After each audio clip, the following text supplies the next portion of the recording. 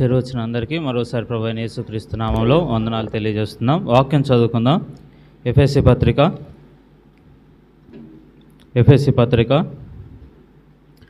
2వ అధ్యాయం. ఎఫెసీ పత్రిక 2వ అధ్యాయం 14వ వచనం నుండి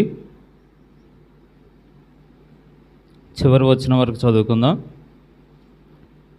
ఆయన మన సమాధానమై ఉండి మీకును మాకును ఉండిన ద్వేషమును అనగా విధిరూపకమైన ఆజ్ఞలు గల ధర్మశాస్త్రమును తన శరీరమందు కొట్టివేయుట చేత మధ్యగోడను పడగొట్టి మన ఉభయులను ఏకము చేసెను. ఇట్లు సంధి చేయుచు ఈ ఇద్దరిని తన యందు ఒక్క నూతన పురుషునిగా సృజించి తన శిలువ వలన ఆ ద్వేషమును సంహరించి దాని ద్వారా వీరిద్దరిని ఏకముగా చేసి దేవునితో సమాధాన పరచవలనని ఇలాగు చేసెను గనుక ఆయనే మనకు సమాధాన కారకుడై ఉన్నాడు. మరియు ఆయన వచ్చి దూరస్థులైన మీకును సమీపస్థులైన వారికిని సమాధాన సువార్తను ప్రకటించెను. ఆయన ద్వారానే మనము ఉభయులము ఒక ఆత్మయందు తండ్రి సన్నిధికి చేరగలిగి ఉన్నాము. కాబట్టి మీరిక మీదట పరజనులను పరదేశులనై ఉండక పరిశుద్ధులతో ఏకపట్నస్థులను దేవుని ఇంటివారునై ఉన్నారు. క్రీస్తు యేసే ముఖ్యమైన మూలరాయి అయి ఉండగా అపోస్తులను ప్రవక్తలను వేసిన పునాది మీద మీరు కట్టబడి ఉన్నారు. ప్రతి కట్టడమును ఆయనలో చక్కగా అమర్చబడి ప్రభువునందు పరిశుద్ధమైన దేవాలయ మొగుటకు వృద్ధి పొందుచున్నది. ఆయనలో మీరు కూడా ఆత్మమూలంగా దేవునికి నివాస స్థలమై ఉండుటకు కట్టబడుచున్నారు. చిన్నమాట ప్రార్థన చేద్దాం. పరిశుద్ధుడైన తండ్రి, కృపా కనికరం కలిగిన దేవా, మరోసారి స్తోత్రాలు దేవా. మీరు మమ్మల్ని అందరినీ రక్షించుకొని దేవా సంఘంలో చేర్చి అనుదినం మేము వాక్యం వినే భాగ్యం ఇస్తున్నారు. క్రమంగా మీ సన్నిధానానికి వచ్చే భాగ్యం ఇస్తున్నారు. అంత మాత్రమే కాదు, ఈ సంఘం ప్రారంభించబడి దేవ ఈ పరిచర్యలను దేవ కొనసాగించడానికి దేవ మీరు అనుగ్రహిస్తున్న ప్రతి ఒక్క కృపను బట్టి మరోసారి స్తోత్రాలు దేవ. మీరు చేస్తూ వస్తున్న ప్రతి ఒక్క సహాయాన్ని బట్టి స్తోత్రాలు దేవ. మరోసారి దేవ ఇన్ని సంవత్సరాలుగా మీరు కాపాడుతూ వస్తున్న విధానాన్ని జ్ఞాపకం చేసుకుంటూ మీ పాదాల యొద్దకు రావడానికి మీరు మా అందరికీ కృప చూపించారు. అందుని బట్టి స్తోత్రాలనైనా ఇక ముందు కూడా దేవా సత్యానికి స్తంభముగా ఆధారముగా ఇక్కడున్న ఈ స్థానిక సంఘము ఉండేటట్లు ఇంకా బలపరచమని స్థిరపరచమని సహాయం చేయమని ఇప్పటివరకు మీరు చేస్తున్న సహాయాన్ని బట్టి స్తోత్రాలు చెల్లిస్తూ ఇక ముందు కూడా మీరే సహాయం చేయమని వేడుకుంటూ మా ప్రభువు మా రక్షకుడైన యేసుక్రీస్తు పరిశుద్ధమైన నామంలో ప్రార్థించి అడిగి వేడుకుంటున్నాం తండ్రి, ఆమేన్. వాస్తవానికి మనము ఎప్పుడు వాక్యం నేర్చుకుంటున్నా ప్రాముఖ్యమైన విషయం ఏంటంటే మనం ఇక్కడికి చేరు వచ్చేది ఎందుకు వరకు అంటే ప్రాముఖ్యంగా మనము 3 విషయాలు తెలుసుకోవాలి. ఈ 3 విషయాలు స్థిరంగా ఉంటే మిగిలిన విషయాలన్నింటిలో స్థిరంగా ఉంటాం.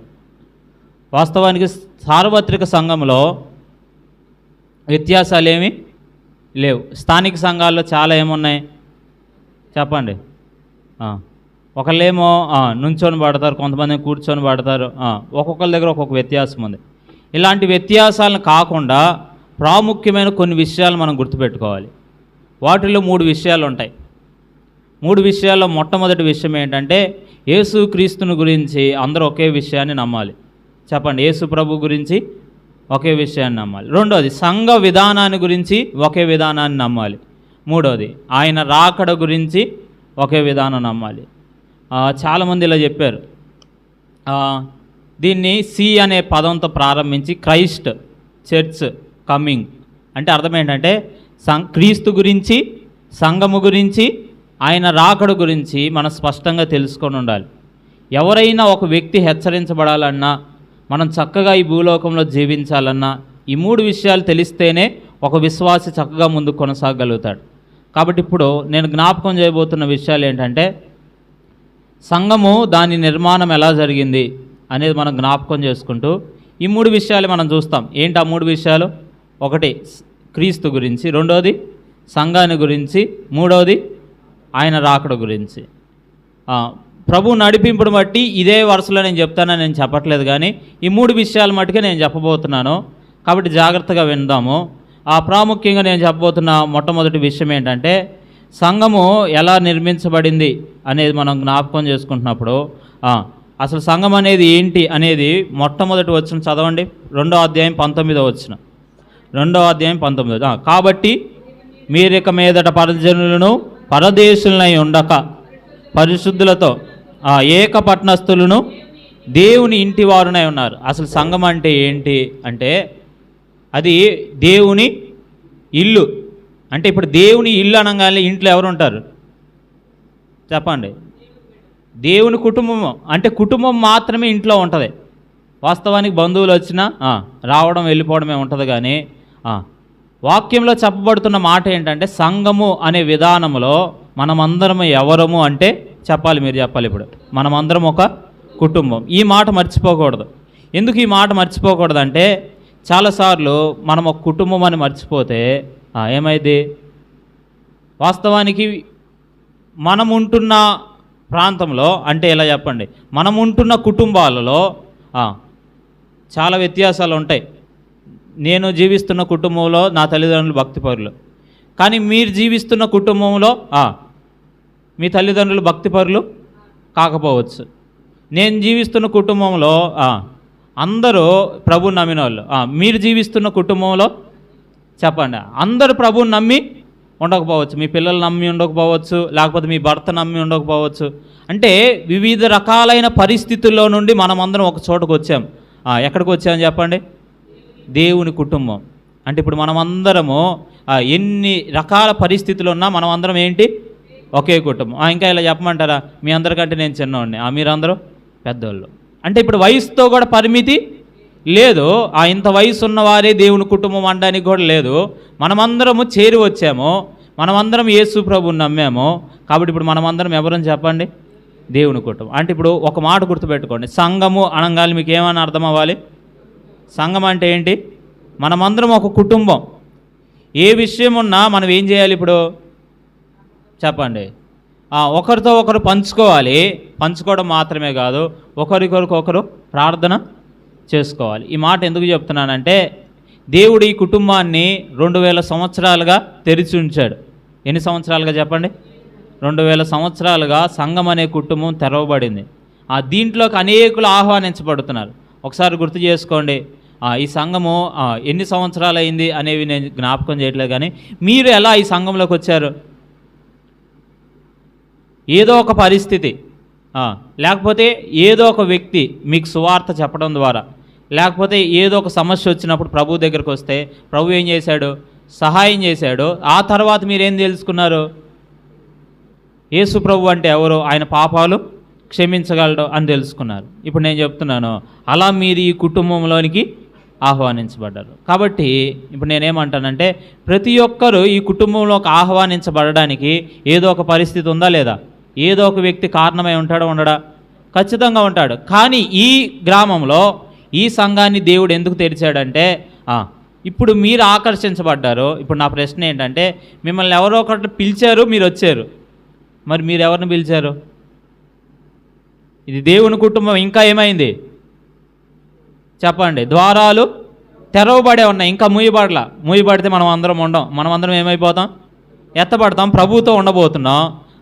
కాబట్టి ఇప్పుడు మీ బాధ్యత ఏంటి? మీరు ఎంతమందికి ఇది దేవుని కుటుంబం, దీంట్లో ఏమి లేవు, వ్యత్యాసాలు లేవు, దీంట్లో వయసుతో సంబంధం లేదు, పరిస్థితులతో సంబంధం లేదు, ఎవరు వచ్చినా దేవుడే వారిని లోపలికి చేర్చుకుంటాడో దీంట్లో ప్రేమ ఉంది అని మీరు ఎంతమంది ప్రభు దగ్గరికి ఆకర్షించారు? మనల్ని ఎవరో ఒకళ్ళు ఆకర్షిస్తేనేగా మనం ఇక్కడికి వచ్చింది. ఇప్పుడు నా ప్రశ్న ఏంటంటే, మనమందరం కుటుంబం, ఇది తెరవబడిన కుటుంబం, ఎవరైనా ఈ కుటుంబంలోనికి రావచ్చు. కానీ మనం ఎంతమందిని ఆహ్వానించాం రావచ్చు అని? ఇది మనం అర్థం చేసుకోవాలి. మనం ఏమనుకుంటున్నామంటే మనమే వచ్చి వెళ్ళడం అనుకుంటున్నాం. ఇది విధానము కాదు. అందుకే ప్రారంభంగానే ఇక్కడ రాయబడిన వచనం ఏంటంటే, ఒకప్పుడు మనమందరం కూడా ఎవరం? దూరస్తులమే. అర్థమవుతుందా? కానీ ఇప్పుడు సమీపస్తులం అయిపోయాము లేదా? ఒక కుటుంబం అయ్యామా లేదా? ఇప్పుడు ఆయన తండ్రి అని పిలవగలుగుతున్నామా లేదా? కాబట్టి ఇంత భాగ్యం దొరికినప్పుడు మనం కూడా ఏం చేయాలి చెప్పండి? దీనిలో ఉన్న ప్రేమ ఏంటో, మాధుర్యం ఏంటో మన జీవితాల ద్వారా చూపిస్తూ అనేకులను ఇక్కడికి తీసుకురావాలి. ఇంకొక మాట చెప్తాను, సంఘం అంటే ఏంటి అనేది నేను చెప్తున్నాను. ఏంటంటే సంఘం అనేది ఏంటి అంటే యాజక రూపమైన రాజ్యం. చెప్పండి, అందరూ చెప్పండి. పేతురు మొదటి పత్రిక 2వ అధ్యాయం 9వ వచనంలో ఇలా రాయబడింది, మీరు చీకటిలో నుండి, అందరికి తెలిసిన మాట, ఆశ్చర్యకరమైన తన వెలుగులోనికి మిమ్మల్ని పిలిచిన వాని గుణాతిశయములను ప్రచురము చేయు నిమిత్తము ఏర్పరచబడిన వంశమును, రాజులైన యాజక సమూహమును, పరిశుద్ధ జనమును, దేవుని సొత్తైన ప్రజలనై ఉన్నారు. వాస్తవంగా అక్కడ రాయబడిన మాట రాజులైన యాజక సమూహం. వాస్తవానికి ఈ బిరుదు దేవుడు ముందు ఎవరికి ఇవ్వాలనుకున్నాడంటే ఇశ్రాయేలుకి ఇవ్వాలనుకున్నాడు. నిర్గమాకాండం 19వ అధ్యాయం 5-6 వచనాల్లో మొత్తం చదవట్లేదు, కానీ అక్కడ చూడండి ఏమని రాశాడు. వచనమంతా చదివితే మీకు అర్థమైంది. కాగా మీరు నా మాట శ్రద్ధగా విని నా నిబంధనను అనుసరించి నడిచిన యెడల మీరు సమస్త దేశ జనులలో నాకు స్వకీయ సాంపాద్యమగుదురు. భూమి సమస్త భూమియు నాదే కదా. మీరు నాకు యాజక రూపమైన రాజ్యముగాను పరిశుద్ధమైన జనముగాను ఉందురని చెప్పుము. నీవు ఇశ్రాయేలుతో పలకవలసిన మాట ఇవే అని చెప్పగా. ఇప్పుడు చెప్పండి, అక్కడ ఒక మాట రాశాను, ఏంటి చెప్పండి? యాజక రూపమైన. కానీ ఇశ్రాయేలీల ఆధ్యాయంలోనే తప్పిపోయారు కాబట్టి వాళ్ళు యాజక రూపమైన రాజ్యం కాలేదు. యాజక రూపమైన రాజ్యం అంటే యాజకత్వం ఒకటే చేయాలి, రాజరికం ఒకటే చేయాలి. పాత నిబంధనలు ఎక్కడైనా చూడగలమా? అలాంటిది జరగల. సౌలే కాదు, చాలామంది రాజులు ఇలా ప్రయత్నం చేశారు. మేము కూడా బలి అర్పిస్తాము, యాజకత్వం చేస్తామని ప్రయత్నం చేసినప్పుడు దేవుడు ఏం చేశాడు? వారిని శిక్ష చేశాడా లేదా? ఇప్పుడు నేనేమంటానంటే పాత నిబంధనలో యాజకుడే రాజు కాలేడు. ఇప్పుడు చెప్పండి, రాజు రాజే కానీ యాజకుడు కాలేడు. కానీ ఇప్పుడు చెప్పండి, మనమందరం ఎవరు? రాజులైన యాజక సమూహం. అంటే ఇశ్రాయేలీలు పొందలేనిది మనకు రావడానికి గల కారణం ఏంటి? అసలు రాజులైన యాజక సమూహము, దీనిని లోకంలో సంఘాన్ని రాజులైన యాజక సమూహం అనడానికి గల కారణం ఏంటంటే, ఇప్పుడు మీకు ఒకటి చెప్పమంటారా? మనం ఏమైనా కనిపెట్టామనుకోండి, దానికి డూప్లికేట్ ఈజీగా వచ్చిద్దా రాదా? ఈజీగా వస్తుంది. ఇప్పుడు దుష్టుడు కూడా ఈ రాజులైన యాజక సమూహానికి డూప్లికేట్ చేయడానికి ప్రయత్నం చేశాడు. యాజకత్వం అనేది ఉంది కదా, దేవుణ్ణి ఆరాధించే విధానం అనేది ఉంది. యాజకత్వం దేనికోసం? దేవుని ఆరాధించడానికి.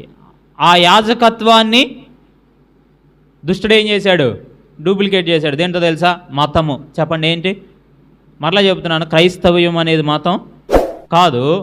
ఈ మాట మీరు హృదయంలో చాలా జాగ్రత్తగా గుర్తుపెట్టుకోండి. యేసు ప్రభు కూడా దీన్ని ఎక్కడ ప్రస్తావించలా, నేను మతాన్ని స్థాపించడానికి వచ్చానని. ఆయన ఇలా అన్నాడు, నేనే మార్గము, సత్యము, జీవము. ఈ మాట మనకు అర్థమవుతున్నప్పుడు ఆయనలో జీవం ఉంది, ఆయనే సత్యము, ఆయనలోనే సరైన మార్గం.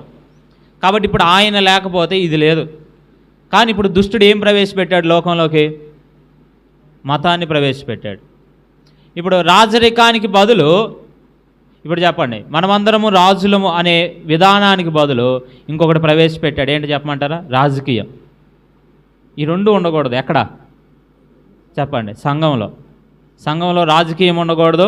రెండోది, సంఘంలో మతం అనే విధానం ఉండకూడదు. ఈ రెండు ఎందుకు ఉండకూడదు అంటే, ఈ రెండు ఎవరు ప్రవేశపెట్టినాయి?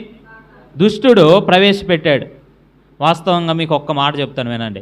యేసు ప్రభువుని దుష్టుడు శోధించేటప్పుడు ఇలా అడిగాడు. ఏమన్నాడు? నువ్వు నాకు మొక్కితే ఈ లోక రాజ్యాలన్నీ నీకు ఇచ్చేస్తానన్నాడు. ఈ లోక రాజ్యాలన్నిటిపై నీకు అధికారం ఇస్తానన్నాడు. అసలు యేసు ప్రభు వచ్చింది ఈ లోక రాజ్యాలపై అధికారం చేయడానికి కాదు. ఏం స్థాపించడానికి వచ్చాడు? యాజక రూపమైన రాజ్యాన్ని స్థాపించడానికి వచ్చాడు. అంటే ఇప్పుడు దుష్టుడు ఏమంటున్నాడంటే, ఒక మతాన్ని నీకు ఇస్తాను, ఇంకోటి చెప్పండి, ఒక రాజకీయ వ్యవస్థను నీకు ఇస్తాను, దీంతో నువ్వేమైనా చేసుకో, లోకాధికారం మొత్తం నువ్వే తీసుకో అంటున్నాడు. కానీ యేసు ప్రభు వచ్చింది దాని కొరకు కాదు, దానికంటే ఉన్నతమైన పిలుపులోనికి అనేకులను నడిపించడానికి. అందుకే సంఘము అంటే ఏంటంటే యాజక రూపమైన రాజ్యం. దీంట్లో మనం యాజకులము, మనం రాజులం. యాజకుడు ఏం చేస్తాడు చెప్పండి? యాజకుడు ఏం చేస్తాడు? ఆయనను ఆరాధిస్తాడు. రాజుగా మనం ఏం చేయొచ్చు అంటే అధికారం చేయొచ్చు. యేసుక్రీస్తు నామములో ఉన్న అధికారాన్ని బట్టి మనం ప్రార్థన చేయొచ్చా లేదా? చేయొచ్చు. ప్రభు సహాయం చేస్తాడా చేయడా? చేస్తాడు. ఇప్పుడు నేను చెప్తున్నాను వినండి, లోకంలో భిన్నమైనవి చాలా ఉన్నాయి, పరిస్థితులు ప్రతి ఒక్కరికి భిన్నమే. కానీ మనం ఎవరము? రాజులైన యాజక సమూహము. మన ప్రభువు గురించి మనం అర్థం చేసుకొని ఆయన ఆరాధించగలము, ప్రభువు గురించి అర్థం చేసుకొని ఆయనకు ప్రార్థించగలము, ఆ కార్యాలు చూడగలం. ఇప్పుడు ఏలియా చేసింది అదే. ఏలియా నేను ఎవని సన్నిధిని నిలవబడి ఉన్నాను అంటే, ఏలియా ఎవరి సన్నిధిలో నిలబడ్డాడు ఏలియాకి తెలిసి ప్రార్థన చేశాడు. యాకోబు పత్రికలు ఏమన్నాడంటే ప్రార్థన చేశాడు. 3.5 సంవత్సరాలు ఏమవలా? వర్షం పడలా. మరలా ఏలియాని ప్రార్థన చేశాడు. 3.5 సంవత్సరాల తర్వాత ఏమైంది? ఇప్పుడు చెప్పండి, అధికారం ఉందంటారా లేదంటారా? ఉందా లేదా? కానీ చాలాసార్లు మనం ఇది గ్రహించట్లా. మనమందరం ఎవరు అనేది మనం గ్రహించట్లా. మనకు కూడా ఎక్కువ ఏం కావాలంటే రాజకీయం, పలుకుబడి కావాలి. రెండోది చెప్పండి, ఒక మత పద్ధతులు కావాలి. పద్ధతులు అనే విధానాన్ని నుండి బయటికి రండి. మన జీవితాల్లో ఆయన ఇచ్చింది ఏంటి? యాజక రూపమైన రాజ్యముగా మనల్ని అందరినీ స్థిరపరుస్తున్నాడు. అంటే ఒక కుటుంబము, ఈ కుటుంబం ఎలాంటిదంటే రాజులైన యాజకులం. కాబట్టి ఇప్పుడు మనం చేసే ప్రార్థనలో ఎవరు కూడా ఆపలేరు. ఆపగలరా? ఆపగలరంటారా? ఆపలేరు అంటారా? కానీ ఇప్పుడు లోకమంతా, భారతదేశం అంతా ఎక్కువ ఏమనుకుంటుందంటే ఒక మతాన్ని, ఒక రాజకీయాన్ని మొత్తం ఒకే చోట పెడితే మనకి తిరుగు లేదనుకుంటుంది. కుదిరిద్దా? కుదరదు. ఎందుకంటే మతము కంటే చెప్పండి, రాజకీయం కంటే ఉన్నతమైన పిలుపు ఎవరిదంటే సంఘములో చేర్చబడిన రాజులైన యాజక సమూహంగా చేయబడిన మనదే. వాస్తవానికి ఇది మనం గ్రహించట్లేదు కాబట్టి మన పిలుపు ఏంటో మనకి అర్థం కావట్లే. అర్థమవుతుందా? ఇప్పుడు చెప్పండి, ఎవరికి లేనంత గొప్ప భాగ్యం ఇప్పుడు ఎవరికి ఉంది? సంఘం అనే విధానంలోనికి చేర్చబడిన మన అందరి జీవితాల్లో ఉంది. దీనికోసం వెలబెట్టి కొనింది ఎవరు? దేవుడు తన స్వరక్తం ఇచ్చి సంపాదించిన తన సంఘం ఇది. ఆయన సంఘాన్ని ఆయనే నిర్మించాడు. కాబట్టి దీన్ని నాశనం చేయడం ఎవరికి కుదరదు. కానీ మనమే ఏం చేయట్లేదంటే ఆ ఉన్నతమైన పిలుపుని తెలుసుకొని ధైర్యంగా ప్రతి పరిస్థితిలో ప్రభు మీద ఆధారపడడం అనేది మనం ఏం చేయాలి?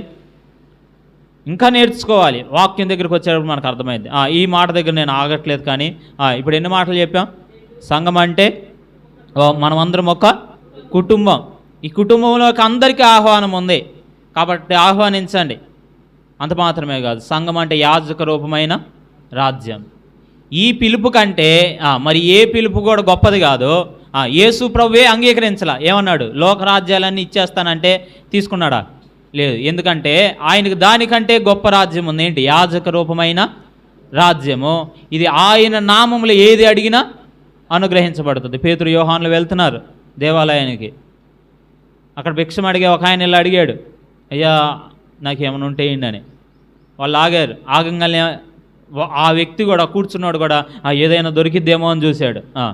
అప్పుడు పేతురు యోహానులు ఏమన్నారు? మా దగ్గర వెండి బంగారములు లేవు, కానీ మాకు కలిగి ఉన్నదే నీకు ఇస్తున్నామని చెప్పి యేసుక్రీస్తు నామములో లేచి నడవమన్నాడు. నడిచాడా? నడవలేదా? ఇప్పుడు చెప్పండి. మన దగ్గర ఉన్న నామము, మన దగ్గర ఉన్న శక్తి అది యేసుక్రీస్తుని బట్టి కలిగింది. కాబట్టి ఇది మనుషుల ద్వారా అసాధ్యమే కానీ దేవుని ద్వారానే సాధ్యం. కాబట్టి ఆయన మనతో ఉన్నాడు. ఈ మాట గుర్తుపెట్టుకోండి. ఈ విధానంలోనే ప్రతిరోజు నడవండి. ఈ విధానంలోనే ప్రతిరోజు ప్రార్థన చేయండి. ప్రతి కార్యాన్ని మనం ఏం చేయగలుగుతాం? అధిగమించి ముందుకి కొనసాగలుగుతాం. మరలా చెప్తున్నా, యేసు ప్రభువుని నమ్మితే శ్రమలు ఉండవా? ఉంటాయి. లోకంలో వాళ్ళకి శ్రమలు ఉంటాయి, మనకు కూడా శ్రమలు ఉంటాయి. లోకంలో ఇబ్బంది పడుతున్నారు, మనం కూడా ఇబ్బంది పడుతున్నాం. కానీ వాక్యంలో ఈ మాట రాయబడింది. ఏమన్నాడంటే శ్రమలో నేను అతనికి తోడై ఉండేదని అన్నాడు. ఇప్పుడు చెప్పండి, మనతో కూడా ఉండి మన ప్రభు మనల్ని ఏం చేయగలడో? నడిపించగలడో, సరైన నడిపింపు ఇవ్వగలడో, అవసరమైన ప్రతి చోట ఆశ్చర్యకరమైన కార్యాన్ని జరిగించగలడు. ఇప్పుడు చెప్పండి, ఇంకా దారి లేదు అంటే ఏం చేస్తాడు? దారి కలిగిస్తాడు. ఇశ్రాయేలుకి అయ్యా ఇంతవరకు మేము నడిచి వచ్చాం, ఇంకా దారి లేదు, ఎదురు ఎర్ర సముద్రం, వెనక సైన్యం, చుట్టూ అరణ్యం, ఏం చేయమంటావు? అంటే ఊరక నిలిచుండి. ఇప్పుడు నేనేమంటానంటే ప్రభువుతో నడిచి వెళ్తున్నప్పుడు దారి ఏం కనపడకపోతే ప్రభువా ఇంకా నువ్వే నడిపించంటే ఏం చేస్తాడు? నడిపించాడా? నడిపించలేదా? ఎర్ర సముద్రం గుండా నడిపించాడు. కాబట్టి నేనేమంటానంటే సంఘము అనే విధానాన్ని, సంఘము అనే విషయాన్ని దేవుడే మనకు అందరికీ అప్పగించాడు. దాంట్లో మనల్ని కూడా భాగముగా ఉంచాడు. మనమందరం యాజక రూపమైన రాజ్యంగా చేయబడ్డాం.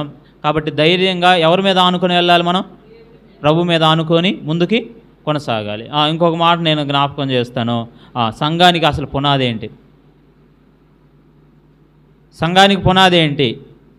మళ్ళీ చెప్తున్నా, ఈ 4 గోడలకు ఖచ్చితంగా పునాది ఉండాలా? ఉండొద్దా?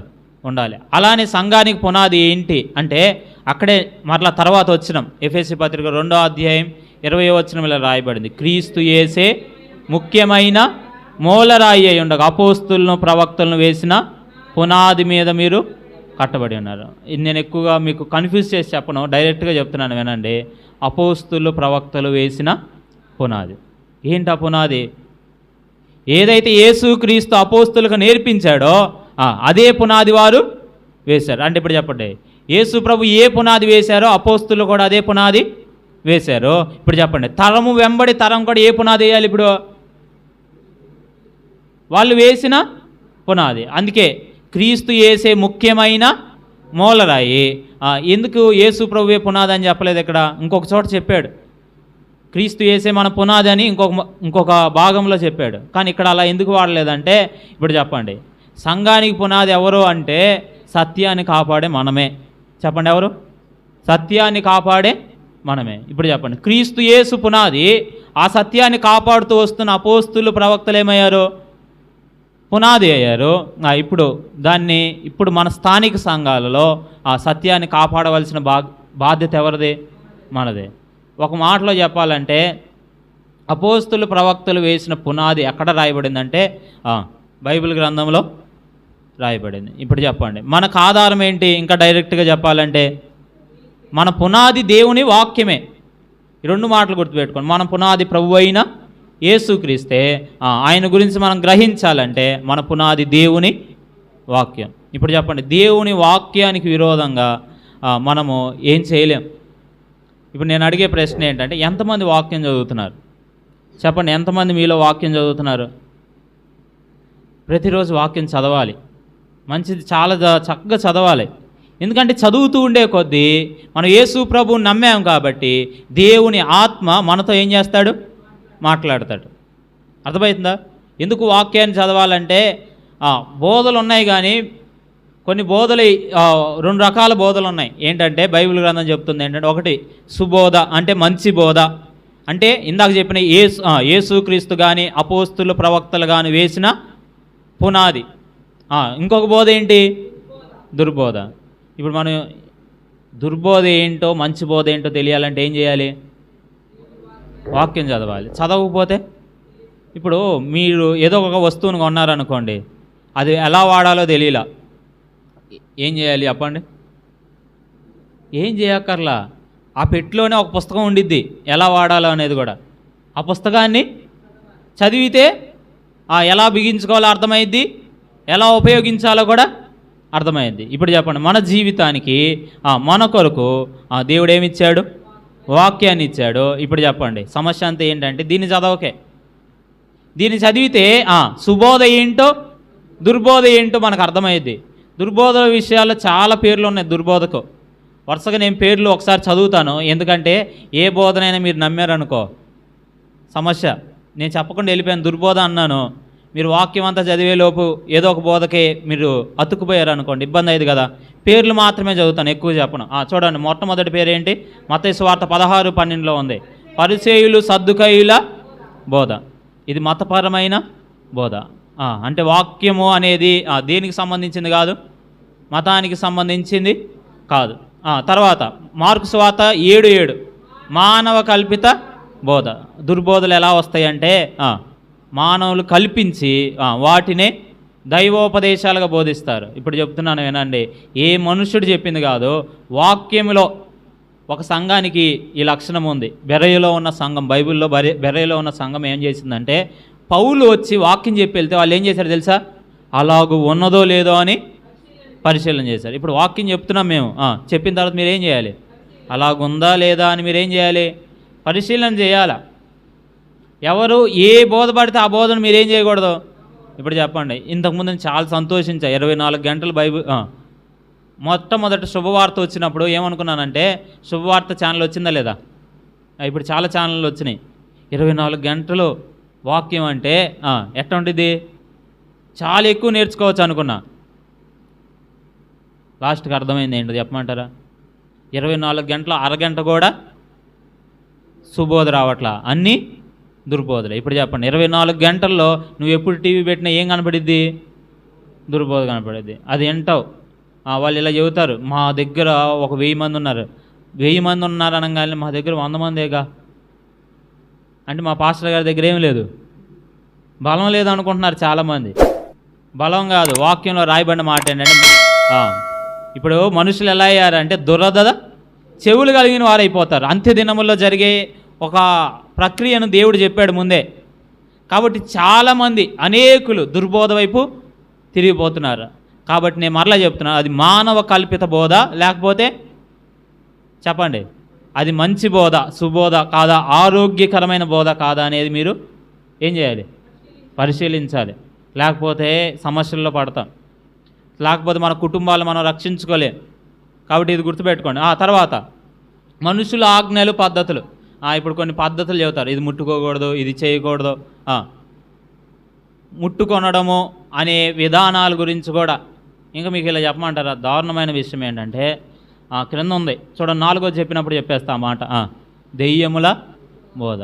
ఇప్పుడు చెప్పండి, విశ్వాసులే కానీ దేనికి భయపడతారు? జరిగిన సంగతి చెబుతున్నాను నేనండి. ఒకళ్ళు ప్రభు దగ్గరికి వస్తున్నారు. ఇది ఒక ఊర్లో జరగల, మేము పరిచయం చేసే 2 ప్రాంతాల్లో జరిగింది. నువ్వు మందిరానికి వెళ్ళావో నేను వదిలిపెట్టనందంట దెయ్యం. అందుకని మందిరం మానేశారు. అర్థమవుతుందా? అంటే వాళ్ళు ఏ బోధ ఉంటారు? దుర్బోధ, దెయ్యాల బోధన విన్నారు. దెయ్యాలకి ఏదో శక్తి ఉంది అని వారు నమ్మారు. వాస్తవంగా కొలసీ పత్రిక 2వ అధ్యాయం చదవండి. యేసుక్రీస్తు శిలువ మరణము ఏం చేసింది చెప్పండి? అపవాదిని, వాని దూతలను నిరాయుధులుగా చేసింది. అంటే ఇప్పుడు చెప్పండి, ఒక శత్రువు మనతో పోరాడేటప్పుడు ఏముండాలి? మనల్ని జయించాలంటే ఆయుధాలు ఉండాలి. వాడి దగ్గర ఏమి లేవు, ఆయుధాలు లేవు. వాడిని ఈడ్చుకొని వచ్చేసాడు ప్రభువు, వాడిని మన పాదాల దగ్గర పడేశాడు. ఇప్పుడు అలాంటి దెయ్యాన్ని చూసి భయపడాల్సిన అవసరం ఉందా? మళ్ళీ దీనికి ఒక పెద్ద బోధ ఉంది. దెయ్యాల్లో రకాలు ఉన్నాయి, దాంట్లో ఇంకో కొద్దిగా శక్తివంతం ఉంది. ఏమి లేదు. వాక్యంలో చెప్పాడు, యేసుక్రీస్తు నామంలో మనం ప్రకటిస్తే, మనం మాట్లాడితే, మనం ప్రార్థన చేస్తే ఏమవుతాడు? ఇప్పుడు చెప్పండి, దెయ్యాల బోధన ఎక్కువగా మాట్లాడి భయపెట్టే వాళ్ళు కూడా ఉన్నారు. కాబట్టి ఎవరికి భయపడాల్సిన అవసరం లేదు. నీ గురించి ఏదో చేశారన్న భయపడవలసిన అవసరం లేదు. ఎందుకంటే ఎందుకు చెప్పండి, ఇప్పుడు మనలో ఉన్నవాడు లోకములో ఉన్నవారి కంటే అపవిత్రాత్మ కాదు. మనలో ఉన్న వ్యక్తి ఎవరంటే పరిశుద్ధాత్మ. బయట ఉన్నాడు అపవిత్రుడు, అపవిత్రమైన ఆత్మ. మనలో ఉన్నవాడు పరిశుద్ధాత్మ. మీలో ఉన్నవాడు లోకంలో ఉన్నవాడి కంటే గొప్పవాడు, శక్తివంతుడు. కాబట్టి ఇది మీరు జ్ఞాపకం ఉంచుకోండి. యేసు ప్రభువు నమ్మారంటే మీలో ఎవరున్నారు? దేవుని ఆత్మ ఉన్నాడు. కాబట్టి మీరు భయపడాల్సిన అవసరం లేదు. ఇంకా నేను చెప్పట్లేదు అన్యజనుల బోధ, బిలాము బోధ, నికోలాయితుల బోధ అని కొన్ని బోధలు ఉన్నాయి. ఇలా మనుషులు కల్పించిన బోధలు, వాటి వైపు మనం ఏం చేయకూడదు? కొట్టుకొని పోకూడదు. ఎందుకు ఈ మాట ఎంతసేపు చెప్పానంటే, చాలాసార్లు మనం ఏం చేస్తున్నామంటే వాక్యాన్ని చదవకపోవడం బట్టి వీటి వైపే తిరిగిపోతున్నాం. అలాంటి తిరగకూడదు. వాక్యాన్ని చదవండి, వాక్యాన్ని వింటూ ఉండండి, వాక్యాన్ని రాసుకొని భద్రపరచుకోండి. ఖచ్చితంగా ఒకరోజు ఇదేదో దుర్బోధన ముందే చెప్పారు కదా, ఏంటని తీసి చూస్తే దుర్బోధన ఎక్కడ రాయబడింది వచనాలు దొరుకుతాయి. ఇది నిజమే కదా, దేవుడు ముందే చెప్పాడు కదా ఇలాంటి వారు వస్తారని అని మనకు అర్థమైద్ది. కాబట్టి వాక్యాన్ని మీరు అందరూ ఏం చేయాలి? వినాలి, చదవాలి, జ్ఞాపకం ఉంచుకోవాలి, కంఠస్థం చేయాలి, వాటి నెమరు వేసుకుంటూ ఉండాలి, ఇతరులతో పంచుకుంటూ ఉండండి. ఖచ్చితంగా అవి ఉపయోగపడతాయి. ఇలాంటి బోధల్లోకి ఎవరైనా వెళ్తే వాళ్ళను కూడా ప్రేమతో ఏం చేయొచ్చు? వాస్తవమైన బోధలోనికి సంఘం అనే కుటుంబంలోనికి వారిని ఆహ్వానించవచ్చు. ఇది మన పని.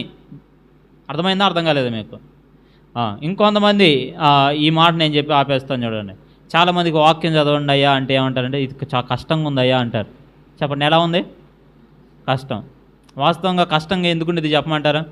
ఇప్పుడు మా అమ్మాయికి 1 సంవత్సరం. మా అమ్మాయికి బిర్యానీ పెడతామా? ఎందుకు పెట్టాం? అరగదు కాబట్టి. మరి ఎవరికి బిర్యానీ పెడతాం? మనలో ఎవరికి పెట్టినా మనం ప్రశాంతంగా తింటాం. ఎందుకు చెప్పండి? మనకిష్టమే, కానీ మా అమ్మాయి శరీరానికి పడదు. ఇప్పుడు నేను చెబుతున్నానేనండి, వాక్యము కష్టము అని ఎందుకు అనిపిస్తుందో తెలుసా? మీరు యేసు ప్రభువుని నమ్మి 10 సంవత్సరాలు 20 సంవత్సరాలైనా ఇంకా మీరు పాలు త్రాగే వయసులోనే ఉన్నారు, కానీ బలమైన ఆహారం తినే విధానంలోకి రాల. వాక్యాన్ని అపేక్షించాలి, వాక్యాన్ని భుజించాలి అన్న ఆలోచనలోకి రాల. మీకు చెప్పమంటారా? పాలు మానిపించిన తర్వాత ఏం చేస్తారు? చిన్నగా మెత్తగా అన్నం పెడతారు. ఆ తర్వాత కొద్దిగా పెంచుకుంటూ డోసు పెంచుకుంటూ వెళ్తామా లేదా? మరి మీరు వాక్యం కోసం ఏం ప్రయత్నం చేశారు అసలు? వాక్యాన్ని నేర్చుకోవడానికి, వాక్యాన్ని మీ హృదయంలో భద్రపరచుకోవడానికి, వాక్యాన్ని పంచుకోవడానికి మీరేం ప్రయత్నం చేయకపోతే మీరు కూడా ఎలా ఉంటారు చెప్పండి? హెబ్రీ పత్రిక 5:13-14 వచనాల్లో అదే మాట్లాడబడింది. పాలు త్రాగు ప్రతివాడు శిశువే గనుక నీతి వాక్య విషయంలో అనుభవం లేనివాడై ఉన్నాడు. వయసు వచ్చిన వారు అభ్యాసము చేత మేలు కీడులను వివేచించుటకు సాధకము చేయబడిన జ్ఞానేంద్రియములు కలిగి ఉన్నారు గనుక బలమైన ఆహారము, ఇప్పుడు చెప్పండి, బలమైన ఆహారము తినాలి అనే ఆశ ఉంటే, ప్రభువులో ఎదగాలి అనే ఆశ ఉంటే ఖచ్చితంగా ఆ వాక్యం మీకు కష్టం అనిపించదు. చక్కగా ఏమైద్ది? మీ శరీరానికి పడుతుంది, మీ ఆధ్యాత్మిక జీవితానికి అది అన్వయించబడుతుంది, మీరు ఇంకా వృద్ధి చెందుతారు. కాబట్టి మాట గుర్తుపెట్టుకోండి. ఈ మాట అర్థం కాకపోతేనే చాలామంది ఏమనుకుంటున్నారంటే ఇదొక మాట కూడా, వాక్యము అనేకులను విభజిస్తుందయ్యా, ఇన్ని సంఘాలుగా చేసిందంటారు. వాక్యం చేయలా. మరలా చెప్తున్నా, వాక్యము విభజించదు. ఎవరు విభజించుకుంటున్నారు? మనుషులే విభజించుకుంటున్నారు. ఎందుకు ఈ మాట చెప్తున్నానంటే, మనుషులు తమకు వచ్చిన వాళ్ళకి అర్థమైన విధానంలో కల్పితం చేసుకొని బోధన ఏం చేశారు? వక్రీకరించారు. దాన్ని బట్టి ఏమయ్యారు? విభజించబడ్డారు. అందుకే ఇక్కడ ఒక వచనం రాశారు చూడండి, రోమాపత్రిక 16:17 వచనం. సహోదరులారా, అందరు చదవండి. మీరు నేర్చుకొనిన బోధకు వ్యతిరేకముగా భేదములను ఆటంకములను కలుగజేయు వారిని అన్నాడు. ఇప్పుడు చెప్పండి, భేదాల ఆటంకాలు కలుగజేసేది ఎవరు? మనుషులు, బోధ కాదు. దేవుని వాక్యం ఒకటే చెప్తుంది, దేవుని వాక్యంలో మార్పు లేదు. భేదాలు కలిగేది మనుషులను బట్టి. తర్వాత కనిపెట్టి యుండుడి అని మిమ్మల్ని బతిమాలు కొనుచున్నాను, వారిలో నుండి తొలగిపోవడు. కాబట్టి మనం చేస్తుంది ఏంటంటే, వాక్యం విభజించదు, కానీ వాక్యం ఏం చేస్తుందంటే సరైన బోధలోనికి మనల్ని నడిపిస్తుంది. సరే, ఇక్కడ కూడా నేను కొద్దిగా త్వరగా మనం వెళ్దాము. ఇప్పుడు వరకు ఏం చెప్పాం? సంఘానికి పునాది ఏంటి? ఇప్పుడు చెప్పండి మీరు. యేసుక్రీస్తు. ఇంకా స్పష్టంగా చెప్పాలంటే దేవుని వాక్యమే. చెప్పండి, ఏంటి? దేవుని వాక్యం లేకుండా మనం కట్టుకోవడం అనేది సాధ్యం కాదు. నైతికమైన విధానాలు దేవుని వాక్యం ఎంత చెప్పిన స్పష్టంగా ఇంకెవరు చెప్పలా. అర్థమవుతుందా? అపవిత్రతను ఇలా చేయకూడదు, అపవిత్రమైన కార్యాల్లో ఉండకూడదు, వచ్చే నష్టం ఏంటో దేవుని వాక్యం చెప్పినట్లు చెప్పలా. ఇప్పుడు చెప్పండి, సంసోను గురించి దేవుడు రాయించకపోతే బయట వాళ్ళు ఇలా అనేవాళ్ళు కాదు, ఏంది ఇలాంటి వాళ్ళ గురించి కూడా రాయించారా అని. కానీ ఎందుకు రాయించాడు? పాపం చేస్తే వచ్చే శిక్ష ఏంటో చెప్పడానికి. తప్పు చేశాడు, ఏం బీగేశారు చెప్పండి? కళ్ళు బీగేశారు. అర్థమవుతుందా? నేనేమంటానంటే, ఒక్కొక్క పాపానికి ఎలాంటి శిక్షలు వస్తాయో, పర్యావసానాలు వస్తాయో వాక్యంలో ముందుగానే దేవుడు రాయించి ఉంచాడు. కాబట్టి మనం వాక్యం చదువుతున్నప్పుడు ఆ దేవుని ఆత్మలో ఉన్నాడు, మనం రక్షించబడ్డాం. ఈ పవిత్రమైన విధానంలో, ఆ జీవన విధానంలో మనం కొనసాగుతూ మన కుటుంబాలను అలా పెంచుకోవడానికి ఉపయోగపడేది ఏంటి చెప్పండి? ఇప్పుడు దేవుని వాక్యమే. 4వ మాట ఏంటంటే, సంఘము ఇప్పుడు అభివృద్ధి చెందాలంటే ఎలా చెప్పండి? నేను ప్రశ్న చెప్పండి నాతో కలిసి. మనం అందరూ వృద్ధి చెందాలి ఎలా అంటే, తర్వాత 21-22 వచనాలు చదవండి. 21-22 వచనాలు. ప్రతి కట్టడమును ఆయనలో చక్కగా అమర్చబడి. ఇక్కడ ఆపండి, ఇక్కడ ఆగండి. ఒకటి ఏం చేయాలి? చక్కగా అమర్చబడాలి. ఇప్పుడు చెప్తున్నానండి, ఏ కట్టడం కట్టినా ఒక ఇటుక రాయికి ఇంకొక ఇటుక రాయికి మధ్య అతుకు లేకపోతే ఏమైంది? ఇప్పుడు మీరు సిమెంట్ ఏమి లేకుండా కట్టుకుంటూ వెళ్ళిపోండి, బిల్డింగ్ అంతా ప్రయోజనం లేదు. ఏదో ఒక రోజు ఏమైంది? పడిపోతుంది. ఇప్పుడు నేనేమంటానంటే, విశ్వాసులమైన మనం అందరం వచ్చాము, అందరము చక్కగా ఏమవ్వాలి? అమర్చబడాలి. మరలా చెప్తున్నా, మన ఆలోచనలు వేరు, అర్థమవుతుందా?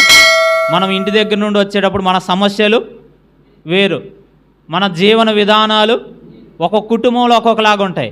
కానీ సంఘానికి చేరి వస్తున్న మనమందరం ఏంటంటే ఒక్క కుటుంబం కాబట్టి దీంట్లో ఏమవసరం అంటే ఐక్యత అవసరం. చెప్పండి, ఏమవసరం? ఐక్యత. మనలో ఐక్యత ఎంత ఎక్కువగా పెరుగుతుందో అంత ఎక్కువగా సంఘం ఏమైద్ది? వృద్ధి చెందుతుంది. అర్థమవుతుందా? ఒకరినొకరు ఆనుకొని కట్టబడడం అనేది మనం నేర్చుకోవాలి. అర్థమవుతుందా? ఒకరి మీద ఒకరు సాడీలో ఉన్నాయి అనుకోండి, చెప్పడం ఆపేయండి. ఎందుకో తెలుసు, వాక్యం ఇలా ఉంది, ప్రేమ అనేక దోషములను కప్పుతుంది. ఒకవేళ ఇంకొక వ్యక్తి గురించి నీకు తెలిసిందనుకోండి, తప్పిదం, ఏం చేయాలి? ఆ వ్యక్తి కోసం ప్రార్థన చేయండి. ప్రభువా, నా సహోదరుడిని నా సహోదరిని ఆ బలహీనత నుండి బయటకు తీసుకురా. నీ ప్రార్థన ప్రభు అంగీకరిస్తాడా? అంగీకరించడా? ఎక్కడ ఇద్దరు ముగ్గురు నా నామమును ఏకీభవించి ప్రార్థన చేస్తారో వారి మధ్యలో నేను ఉంటానన్నప్పుడు అక్కడ పై భాగంలో ఉన్న సందర్భం ఏంటో తెలుసా? ఒక వ్యక్తి, తప్పిపోయిన వ్యక్తి కోసం వాళ్ళు ప్రార్థన చేస్తున్నారు. ఇప్పుడు నేను అడుగుతున్నాను, వెనక్కి వెళ్ళిపోతున్నారు, విశ్వాసంలో ఎదగట్లేదు అనుకున్న వారి కొరకు ఎంతమంది కూర్చొని ప్రార్థన చేస్తున్నారు? వృద్ధి చెందాలంటే ఇప్పుడు చెప్పండి, ఇక్కడ కాంపిటీషన్ లేదు. నేను మా పిల్లలందరికీ చెప్పే మాట ఒకటే, దేవుని సంఘంలో ఏమి లేదు, కాంపిటీషన్ లేదు. కాంపిటీషన్ అంటే ఏంది? వాడికంటే నేను ఎక్కువ అనుకోవడానికి ఏమీ లేదు. అందరం కలిసి పని చేస్తేనే పని జరుగుతుంది, సంఘం అనేది వృద్ధి చెందుతుంది. కాబట్టి ఇప్పుడు నేనేమంటానంటే, మనం అందరం కలిసి ఏం చేయాలి? పని చేయాలి. దాన్ని ఏమన్నా అంటే ఆత్మ కలిగించే ఐక్యతను కాపాడుకోవాలి. ఏ విషయాలు ఐక్యతను పోగొడుతున్నాయో వాటి విషయాలు మాట్లాడకుండా మౌనంగా ఉంటే చాలు, దేవుడే చూసుకుంటాడు. ఒకవేళ ఎవరైనా మనకు తెలియకుండా దురుద్దేశంతో లోపలికి ప్రవేశించినా వారిని కనిపెట్టి సంఘం దగ్గరకు వచ్చినప్పుడు, సంఘం దేవునిది కాబట్టి దాన్ని పాడు చేస్తే దేవుడు ఊరుకోడు కాబట్టి మనం ఇబ్బంది పడాల్సిన అవసరం లేదు. మనం మౌనంగా ఉంటే ఎవరు సహాయం చేస్తారు? ప్రభు సహాయం చేస్తారు. కాబట్టి మనం ఐక్యతను కాపాడాలి. రెండో మాట ఏంటంటే, అభివృద్ధి చెందాలంటే రెండో మాట అక్కడ ఏమని రాయబడింది? ఆత్మ మూలముగా అని రాయబడింది. చెప్పండి, ఎలా? ఆత్మ మూలంగా. దేవుని ఆత్మ మూలంగానే మనం ఏం కాపాడగలుగుతాం? ఈ ఐక్యతను కాపాడగలుగుతాం. కాబట్టి దేవుని ఆత్మ నడిపింపుకు ఒప్పుకోండి. అర్థమైందా? మీ భావోద్రేకాలను పక్కన పెట్టండి. ఏమైనా సమస్య వచ్చినాక పక్కన వాళ్ళతో సమస్య వచ్చినా, ఇంటి దగ్గర వాళ్ళతో సమస్య వచ్చినా ఏం పక్కన పెట్టాలి? మీ కోపాన్ని పక్కన పెట్టండి, మీ భావోద్రేకాలను పక్కన పెట్టండి. మీరు ఈజీగా ఒక చిన్న మాట అనగానే కోపం వచ్చింది అనుకోండి, ఆగండి, ప్రభువా నీవైతే నాకేం చెప్తావు అని అడగండి. దేవుని ఆత్మ మూలంగా మనము పనిచేస్తున్నప్పుడు అది సంఘములో అయినా కుటుంబంలో అయినా ప్రయోజనం ఉంటుంది. అర్థమైందా? అర్థం కాలేదా? ఈ మాట నేను ఇలా చెప్పాలనుకుంటున్నాను. ఇప్పుడు ఒక ప్రశ్న అడుగుతాను, చెప్పండి. మీలో ఎంతమందిలో దేవుని ఆత్మ ఉన్నాడు? నాలో దేవుని ఆత్మ ఉన్నాడు. ఎందుకు ఈ ప్రశ్న అడిగాను చెప్పమంటారా? యేసు ప్రభు నమ్మిన వాళ్ళు అందరిలో చెప్పండి దేవుని ఆత్మ ఉన్నాడు. దీంట్లో సందేహించేదేమీ లేదు. మనందరిలో ఎవరున్నారు? పరిశుద్ధాత్మ, దేవుని ఆత్మ మనందరిలో ఉన్నాడు. ప్రతిరోజు మనం వాక్యం దగ్గరకు వస్తున్నప్పుడు, దాన్ని వింటున్నప్పుడు, దాన్ని చదువుతున్నప్పుడు ఆయన మనకు నేర్పిస్తాడు. రెండోది ఏం చేస్తాడు చెప్పండి? నేర్పిస్తాడు. ఇప్పుడు మనలో ఉన్నాడు, 3 మాటలు చెప్తాను, చెప్పండి నాతో కలిపి. పరిశుద్ధాత్మ నాలో ఉన్నాడు, చెప్పండి. ఇప్పుడు ప్రతిరోజు నాకు నేర్పిస్తాడు. మీరు ఖచ్చితంగా నేర్చుకుంటే దాన్ని 3వ మాట ఏమంటారు? ఆయన నడిపిస్తాడు. చెప్పండి, ఏం చేస్తాడు? నడిపిస్తాడు. దీన్ని ఆత్మ నడిపింపు అంటాం. చెప్పండి, ఏమంటాం? ఆత్మ నడిపింపు. ఇప్పుడు మీకు ఒక మాట చెప్పనా, చాలామందికి ఆత్మ నడిపింపు కావాలని కూడా ప్రార్థన చేస్తారు. కానీ పరిశుద్ధాత్మ దగ్గర అంటే కూర్చొని ప్రభు దగ్గర మనం ఏమి నేర్చుకోకుండా ఏం రాదు? నడిపింపు రాదు. మరలా చెప్తున్నాను వినండి, దేవుని ఆత్మ మీకు కొన్ని సంగతులు నేర్పించడానికి ఇష్టపడతాడు. మీరు విన్న వాక్యంలో నుండి అయినా, మీరు చదువుతున్న వాక్యంలో నుండి అయినా మీకు నేర్పించడానికి ఇష్టపడతాడు. అవి మీరు నేర్చుకునే కొద్దీ ఆయన మిమ్మల్ని ఏం చేస్తాడు? నడిపిస్తాడు. ఆత్మ ద్వారా మీరు ఎన్ని సంగతులు నేర్చుకుంటున్నారో అన్ని విషయాలు ఆయన మిమ్మల్ని ఏం చేస్తాడు? నడిపిస్తాడు. ఇప్పుడు నేనేమంటానంటే నేర్చుకుందాం. మనందరిలో దేవుని ఆత్మ ఉన్నాడా లేడా? ఉన్నాడు. ఆయన మిమ్మల్ని నడిపిస్తాడు, సర్వసత్యంలోనికి మిమ్మల్ని తీసుకొస్తాడు, మీకు ఆయన బోధిస్తాడు, మీకు నేర్పిస్తాడని యేసు ప్రభువే చెప్పాడు. మిమ్మల్ని అనాథలుగా విడవట్లేదు. నేను వెళ్తున్నాను, ఆదరణకర్తను మీకు ఇస్తున్నాను. ఆయన మిమ్మల్ని అనాథలుగా విడవడు. ఏం చేస్తాడు? ఆయన మీకు సమస్తము మీకు బోధిస్తాడు అన్నాడు. ఇప్పుడు ఆ బోధన మనం నేర్చుకుంటే ఏమేం చెప్తున్నాడో వాటిని మన వాక్యం ద్వారా తెలుసుకుంటున్నప్పుడు ప్రభు ఏం చేస్తాడు చెప్పండి? ఆత్మచేత నడిపిస్తాడు. ఇప్పుడు చెప్పండి, ఆత్మచేత నింపబడము, ఆత్మచేత నడిపించబడడం అనే అనుభవాల్లోనికి మనం రావాలి. అర్థమైందా? అయ్యా నడిపించయ్యా, ఆత్మచేత నడిపించయ్యా, నడిపించయ్యా అంటే నడిపింపు రాదు. ఏం చేయాలి? ఏం చేయాలి చెప్పండి? ఆయన దగ్గర నేర్చుకోవాలి. ఆయన ఏం చెప్తున్నాడో వినాలి. అర్థమవుతుందా? కొన్నిసార్లు పరిస్థితుల ద్వారా నేర్పిస్తాడు, కొన్నిసార్లు వాక్యం చదివినప్పుడు నేర్పిస్తున్నప్పుడు మనకు అర్థమైద్ది. ఈ విధానాలు ముందుకు వెళ్ళకో, సమస్య ఉంది అని ఆయన మాట్లాడతాడు వాక్యం ద్వారా. వెళ్ళొద్దు, వెళ్తే మీకు కూడా అర్థమైద్ది. నష్టం జరిగిన తర్వాత ఏంటి? ముందే ప్రభు ఏం చేశాడు? హెచ్చరించాడు. కాబట్టి అప్పుడైనా మనం హెచ్చరిక తీసుకొని ఇంకా ఇక ముందు అలా వెళ్లకుండా ఉండడానికి ప్రయత్నం చేయాలి.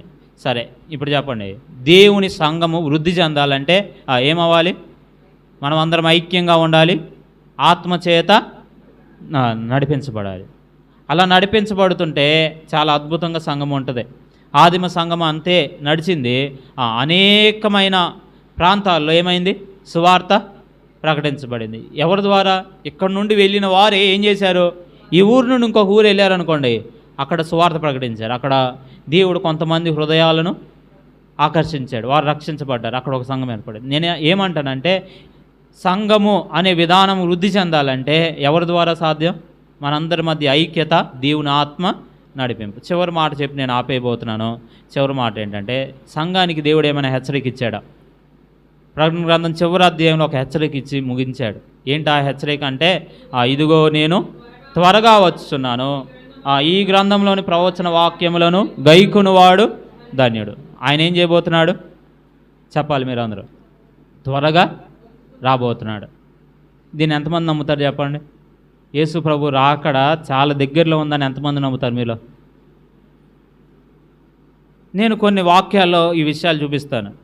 ఎందుకు ఇది చూపించాలంటే చాలామంది ఏమంటున్నారంటే అసలు యేసు ప్రభు రాకడే లేదయ్యా, ఇంకా తొందరగా అయింది, లేటుగా అయింది అని అంటున్నారు. అసలు యేసు ప్రభు రాకడ ఉందా లేదా? ఉంది. ఎందుకు ఈ మాట చెప్తున్నానంటే యేసు ప్రభు రాకడ ఉంది అని నేను చెప్పడానికి గల కారణం ఏంటంటే, యేసు ప్రభు మొదటిసారి వచ్చాడా రాలేదా చెప్పండి? ఆయన రాకముందే ఆయన 2 సార్లు రాబోతున్నాడని వాక్యంలో ముందే చెప్పేశాడు. ఇప్పుడు చెప్పండి, మొదటిసారి ఎక్కడ పుడతానని చెప్పాడు? బెత్లెహేంలో పుడతాను అని చెప్పాడు. కన్యక గర్భమున వస్తానని చెప్పాడు. ఇంకా చెప్పండి, ఇంకేం లేవా?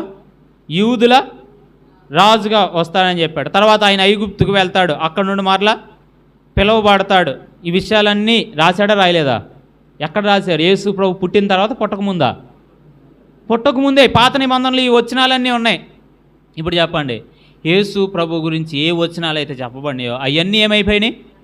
ఇప్పుడు చెప్పండి, యేసు ప్రభు శిలువలో మరణిస్తాడని ముందే చెప్పాడా లేదా? చెప్పాడు. ఆయన యెషయా గ్రంథం 53వ అధ్యాయం అంతా ఎవరి గురించి? ఆదివారం చదివేది ఏంటి? యెషయా గ్రంథం 53. కీర్తనల గ్రంథం 22వ అధ్యాయం అంతా ఎవరి గురించి? యేసు ప్రభు గురించి. ఇవన్నీ నెరవేరినాయా నెరవేరలేదా? ఆయన 2 రాకడల గురించి చెప్పాడు. మొదటి రాకడ ఆయన ఏవైతే చెప్పాడో మొదటి రాకడ గురించి ఉన్న ప్రతి ప్రవచనము నెరవేరింది. కాబట్టి ఇప్పుడు 2వ రాకడ గురించిన ప్రవచనాలు కూడా ఏమైతే ఖచ్చితంగా చెప్పండి నెరవేరుతాయి. ఇప్పుడు యెషయా గ్రంథం 61వ అధ్యాయం 2వ వచనంలో ఈ మాట ఉంది. అందరూ చదవండి. కింద 61వ అధ్యాయం 2వ వచనం క్రింద రెడ్ లెటర్స్ ఇలా చదవండి అందరూ. యెహోవా హితవత్సరమును మన దేవుని ప్రతిదండన దినమును ప్రకటించుటకును దుఃఖాక్రాంతులందరినీ ఓదార్చుటకును అన్నాడు. ఇక్కడ 2 మాటలు ఉన్నాయి. ఒకటి హితవత్సరం, అందరూ చెప్పండి నాతో కలిపి, హితవత్సరం. రెండోది ప్రతిదండన దినము. ఒకటేంటి? హితవత్సరం అంటే స్వాతంత్రం ఇచ్చే సంవత్సరం. రెండోది ఏంటి? ప్రతిదండన దినం. యేసు ప్రభు మొదటి రాకడలో ఆయన ఏం ప్రకటించాడంటే హితవత్సరము. యేసు ప్రభు 2వ రాకడలో ఆయన ఏం చూపించబోతున్నాడంటే ప్రతిదండన దినం. ఇప్పుడు యేసు ప్రభు మొదటి రాకల్లో వచ్చాడు కదా, వచ్చినప్పుడు ఇదే గ్రంథాన్ని పట్టుకున్నాడు, లూకాసు వార్త 4వ అధ్యాయం తీసుకొని యేసు ప్రభు చదువుతూ ఇప్పుడు ఆ వచనాన్ని చదివాడు. ఇప్పుడు చదవండి, లూకాసు వార్త 4వ అధ్యాయం 19వ వచనం చదువుదాం. ప్రభువు హితవత్సరమును ప్రకటించుటకును ఆయన నన్ను పంపి ఉన్నాడు అని రాయబడిన చోటు ఆయనకు దొరికాను. ఇప్పుడు చెప్పండి, ఏమని రాయబడింది? హితవత్సరాన్ని గురించి మాత్రమే చదివి ఆయన అక్కడ మీరు తర్వాత ఆ భాగం అంతా బైబిల్లో చదివితే ఆ పత్రికను అలా మూసి వారికి ఇచ్చి నేడు ఈ వాక్యము మీ మధ్యలో నెరవేరింది అని చెప్పాడు. అంటే ఇప్పుడు చెప్పండి, యేసు ప్రభు మొదటి రాకడలో మనందరికీ ఏమి ఇచ్చాడు? హితవత్సరం, విడుదల సంవత్సరం.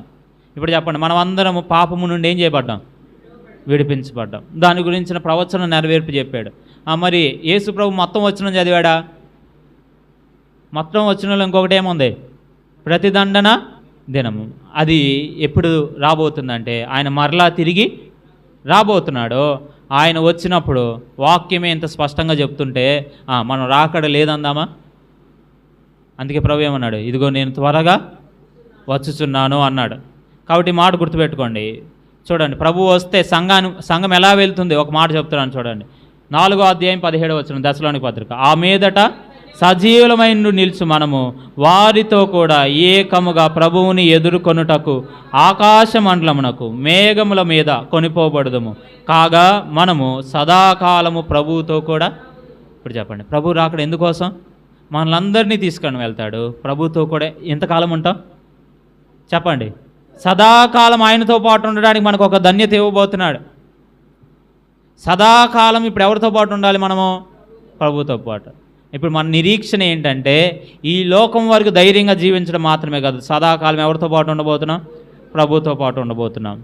ఈ మాట చదవండి, యోధా పత్రిక 1:15. భక్తిహీనులైన పాపులు తనకు విరోధంగా చెప్పిన కఠినమైన మాటలన్నిటిని గురించి వారిని ఒప్పించుటకు ప్రభువు తన వేవేల పరిశుద్ధుల పరివారముతో వచ్చాను. ఇప్పుడు చెప్పండి, వేవేల పరివారంతో ఆయన ఏం చేయబోతున్నాడు?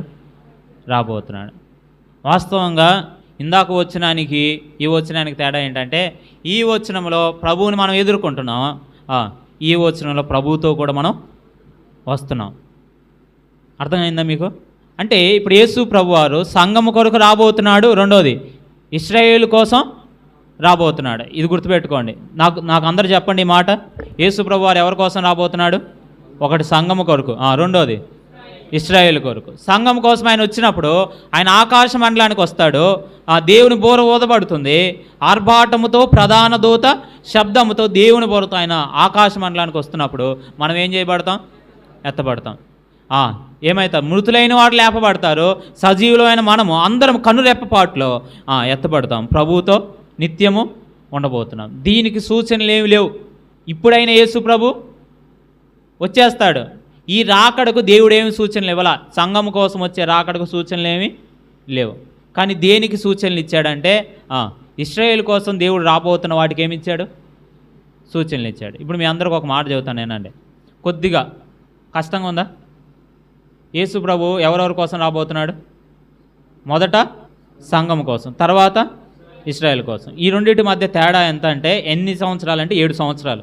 వాక్యం చెప్పేసింది ఆ మాట. సంఘం ఎత్తబడిన 7 సంవత్సరాల తర్వాత ఎవరి కోసం రాబోతున్నాడు? ఇశ్రాయేల్ కోసం. అంటే ఇప్పుడు చెప్పండి, ఈ 7 సంవత్సరాలు ఏం జరిగింది అంటే భూమి మీద ఉగ్రత కాలం. చెప్పండి ఏంటి? దైవోగ్రత అనేది ఎక్కడ కుమ్మరించబడుతుంది? భూమి మీద కుమ్మరించబడుతుంది. కాబట్టి అలాంటి ఉగ్రత కాలాన్ని, 7 ఏండ్ల శ్రమల కాలాన్ని మనం చూడం. ఎందుకు చెప్పండి? మనం ఏమైపోతాం? ఎత్తబడిన తర్వాత ఇది ప్రారంభమైంది. ఇది ప్రారంభం అవ్వడానికి ఇంకెంత టైం ఉంది?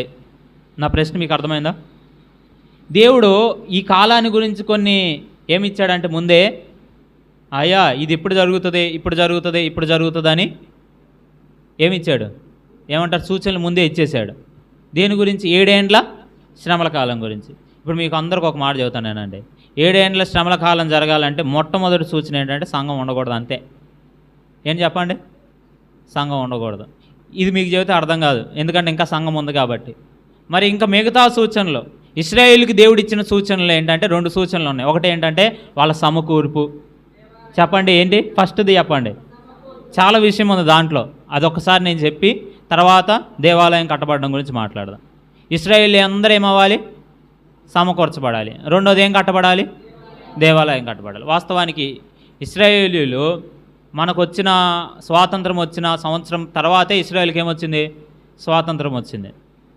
అంటే వాళ్ళు ఒక దేశంగా ఏర్పడ్డారు. అప్పుడు దాకా ఇశ్రాయేల్ ఏం లేదు, దేశంగా లేదు. దేవుడు ముందే చెప్పాడు, వాళ్ళని ఒక దేశంగా చేస్తాను, వాళ్ళని సమకూరుస్తానని. అంటే ఇది ఎప్పుడు ప్రారంభమైంది? 1948లోనే ప్రారంభమైంది. ఇశ్రాయేల్ అందరూ ప్రపంచ దేశాల్లో ఉన్నారు, వారందరూ జాగ్రత్తగా సమకూడుతున్నారు. ఈ సమకూర్పు అనేది ఎప్పుడు జరుగుతుందంటే, ఇది పూర్తిగా జరగాలంటే దానికంటే ముందు ఇంకోటి జరగాలి. దేవాలయము చెప్పండి కట్టబడాలి. మీకు ఒక ఆశ్చర్యకరమైన సంగతి చెప్పమంటారా? దేవాలయం కట్టాలి, దేవాలయంలో ఏం చేస్తారు? బలులు అర్పించాలి కదా. వాళ్ళు ఎర్రని పెయ్యి ఒక దాన్ని అర్పిస్తారు, వాళ్ళ దేశంలోనే అది పుట్టాలి. కానీ వాస్తవానికి అది వాళ్ళకు దొరికింది కూడా 2018 నుండే వారి దేశంలో ఈ పెయ్యలు ప్రారంభమైనవి. అర్థమవుతుందా? అంటే ఇప్పుడు చెప్పండి, వాళ్ళకి బలి అర్పించడానికి ఏం దొరికింది? పెయ్య దొరికింది. ఇప్పుడు వాళ్ళు ఏం కట్టాలి? ఇంకా దేవాలయం కట్టాలి. దేవాలయం కట్టడం వాళ్ళు ప్రారంభించాడంటే వాళ్ళు కొన్ని గంటల్లో ఆ దేవాలయాన్ని అలానే పెట్టేయగలరు. ఎక్కడ వాళ్ళు పెట్టాలనుకున్న చోట. కానీ దాంట్లో ఏముంటాయి? ఉపకరణాలు అనేవి ఉంటాయి. ఇదేమంటామంటే దీపవృక్షం. ఏంటది? దీపవృక్షం. దాన్ని వాళ్ళు తయారు చేశారు, ఎన్నో కేజీలు పెట్టి దాన్ని తయారు చేశారు. నాకు పూర్తి జ్ఞాపకం లేదు. మేలిమి బంగారం, ఇన్ని కేజీలు బంగారం పెట్టి దాన్ని ఏం చేశారు? ఆ దీపవృక్షం అంతా చూడండి, వాళ్ళు బైబిల్లో చెప్పబడిన ఆ కొలతల ప్రకారం వాటిని ఏం చేస్తున్నారు? బంగారంతో సమకూరుస్తున్నారు. ఇప్పుడు చెప్పండి, తర్వాత యాజకుడికి తలపాగా పెట్టాల, యెహోవా పరిశుద్ధుడు అని దాని మీద రాయబడి ఉంటుంది. దాన్ని కూడా తయారు చేశారు. ఇప్పుడు మీరు ఇవన్నీ ఇశ్రాయేల్ దేశం వెళ్తే చూడవచ్చు, ఆడికి వెళ్ళి చూడలేం కాబట్టి మనం ఇక్కడ చూస్తున్నాం అంతే. అర్థమవుతుందా? వెళ్ళి చూడగలిగిన వాళ్ళు ఏం చేయవచ్చు? చూడవచ్చు. వెళ్ళి నేను ఒక ఆయన నాకు ఫోటో పెట్టాడు, అదిగోండి. అదేంటి? దీపవృక్షం. ఏంటది? అది దీపవృక్షం. ఆ దీపవృక్షము వాళ్ళు భద్రపరిచారు. ఇప్పుడు అదంతా మళ్ళీ పాత పడకూడదని ఒక గ్లాస్లో పెట్టారు. అంటే ఇప్పుడు చెప్పండి, ఉపకరణాలన్నింటినీ వాళ్ళు సిద్ధపరిచి ఉంచారు. ఒకటే ఆలస్యం, దేవాలయం కట్టబడడం. చెప్పండి, దాంట్లో ఇవన్నీ పెట్టడమే ఆలస్యం. ఇంకోటి చెప్పమంటారా? దేవాలయంలో ఏం చేయాలి?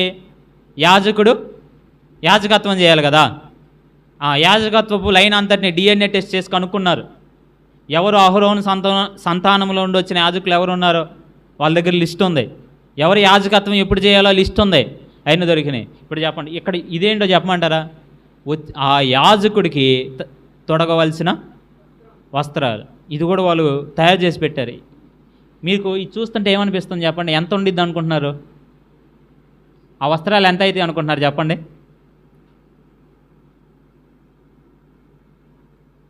ఒక 5 సంవత్సరాల క్రితం, 5 సంవత్సరాల క్రితం ఉన్న వాల్యూకి ఎంత అంటే 9 కోట్లు. మీకు ఆ వస్త్రాలు ఎలా కనపడుతున్నాయి? సామాన్యంగా కనపడుతున్నాయి. కానీ ఈ వస్త్రాలకి ఇక్కడ ఉన్నాయి చూడండి, ఈ 12 ఏంటంటే వజ్రాలు. అర్థమైతే మీకు అర్థమయ్యే భాషలో ఇక్కడ 2 ఉంటాయి మరలా.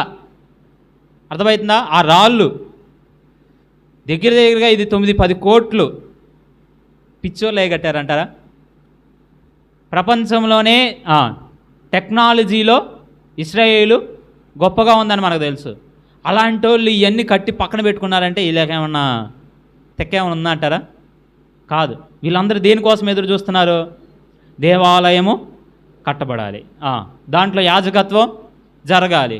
వాస్తవంగా మరలా చెప్తున్నాను, ఇన్ని జరిగిన ఆ దేవాలయంలో ఎవరు ఉండడంటే దేవుడు ఉండడం. చెప్పండి, ఎవరు ఉండరు? దేవుడు ఉండడం. క్రీస్తు విరోధి అనేవాడు తానే దేవుణ్ణని భ్రమపరుస్తాడు.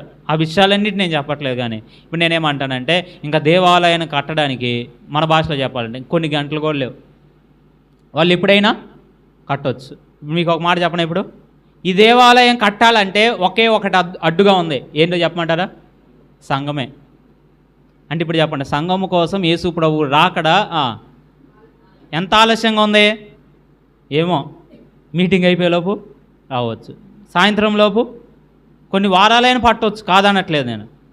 కానీ వీళ్ళ కొరకు జరగబోయే ఆ దేవాలయ ప్రక్రియ అంతటి కొరకు అన్నీ ఏమైపోయినాయి చెప్పండి, సిద్ధమైపోయింది. అంటే వాళ్ళకి ఆలస్యం అయితే లేదు. వాక్యంలో రాయబడింది అడ్డగించినది ఒకటే. అర్థమవుతుందా? క్రీస్తు విరోధి రాకడ, ఆ దేవాలయంలో వాడు రాకడను అడ్డగిస్తుంది సంఘమే. సంఘము ఒక్కసారి ఎత్తబడితే ఈ ప్రక్రియ అంతా ప్రారంభమవుతుంది. ఇది ఇశ్రాయేలుకి ఇచ్చిన సూచన.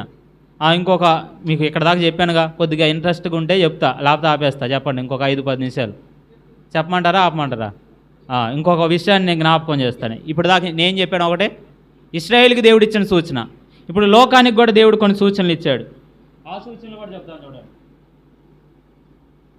లోకానికి ఇచ్చిన సూచన ఇది. చూడండి, దానియేలు గ్రంథం 12:4 ఇలా రాశాడు. దానియేలు, నీవు ఈ మాటలు మరుగు చేసి అంత్యకాలము వరకు ఈ గ్రంథమును ముద్రింపుము.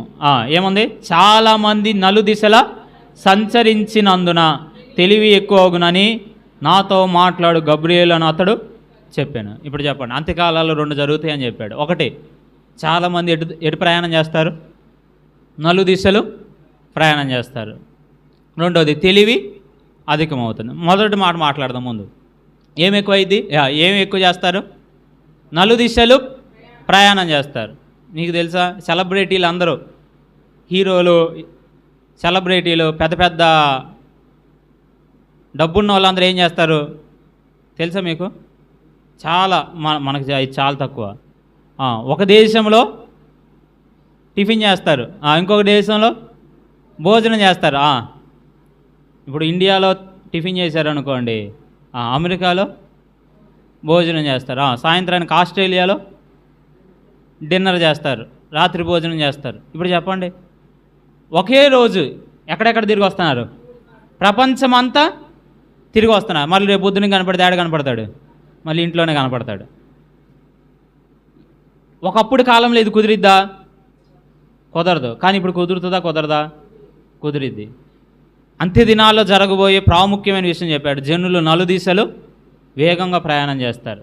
ఈ మాటను శాస్త్రవేత్త అయిన ఐజాక్ న్యూటను వాక్యం చదువుకుంటూ దానియేలు గ్రంథం మీద వ్యాఖ్యానం రాసుకునేటప్పుడు ఈ మాట చెప్పాడు.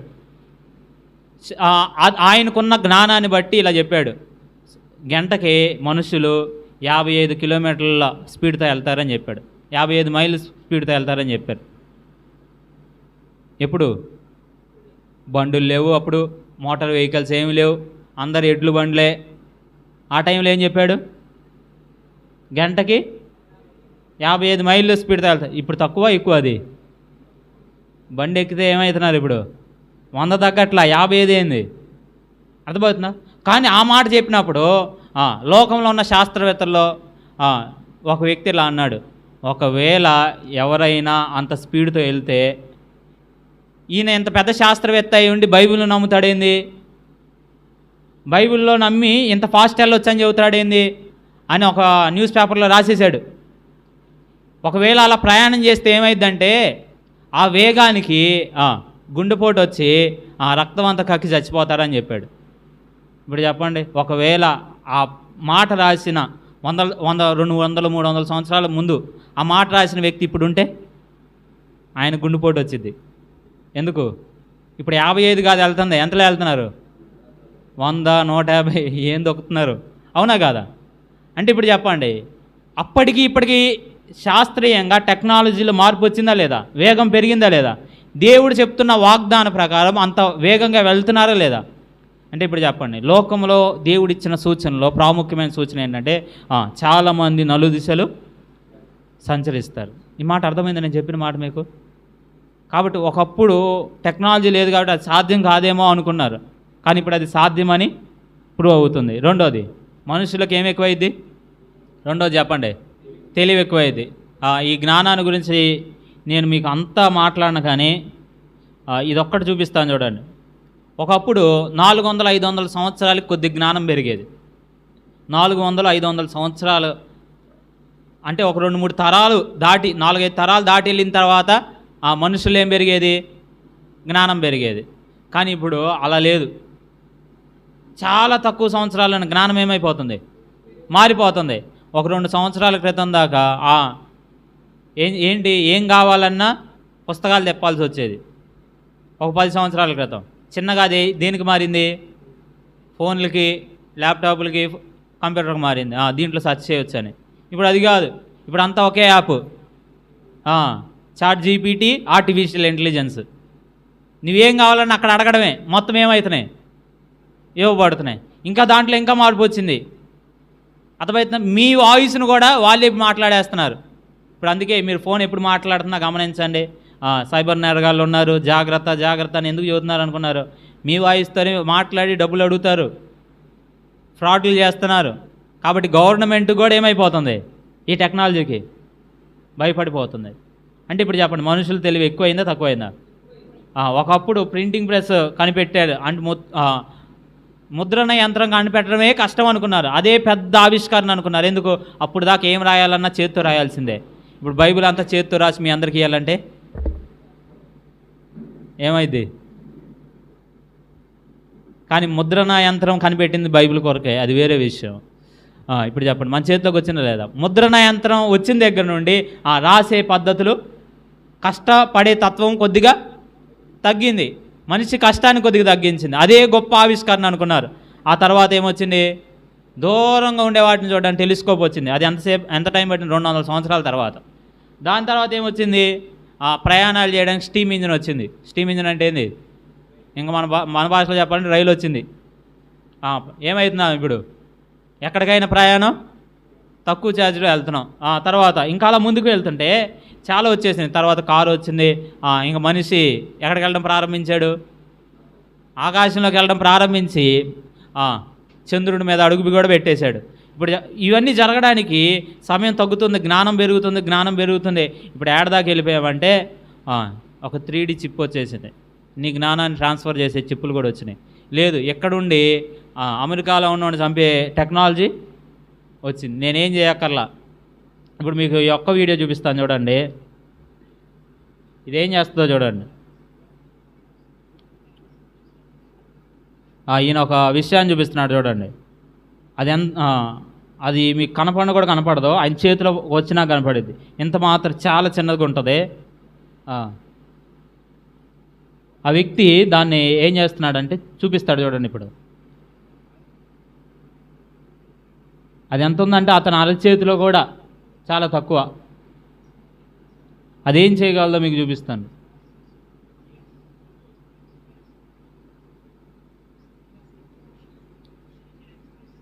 ఇప్పుడు అదేం చేస్తుందో చూడండి. ఇప్పుడు ఆయన చేతిలోకి తీసుకున్నప్పుడు అది ఎంత ఉందో మీకు అర్థమైంది. చూడు ఎంత ఉంది అది అరిచేతిలో కూడా. ఇప్పుడు ఆయన ఒక టార్గెట్ ఇస్తాడు దానికి, ఒకదాన్ని చంపేయమని. ఏం చేస్తుందో చూడండి. అది వాళ్ళ ఫేస్ ఫోటో ఇస్తే చాలు. ఇచ్చాడు, పక్కనే ఒక బొమ్మ పెట్టి అలా ఇచ్చాడు. అక్కడ ఆ బొమ్మ పెట్టాడు కదా, ఇప్పుడు అక్కడికి వెళ్ళమని ఇసిరేసాడు, బయటికి ఇసిరేసాడు.